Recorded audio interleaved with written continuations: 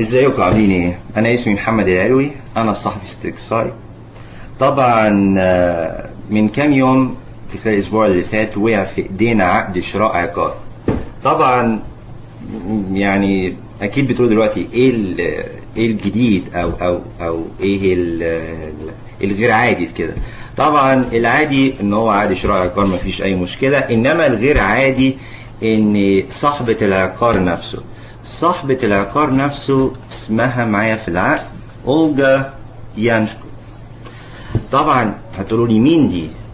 دي حماة رئيس اوكرانيا. ايوه، حماة رئيس اوكرانيا اللي هو مين؟ زيلينسكي، فلاديمير زيلينسكي، ده رئيس اوكرانيا.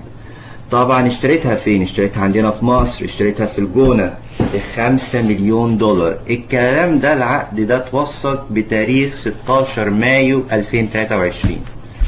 اشتريتها في محافظة البحر الأحمر في الجونة.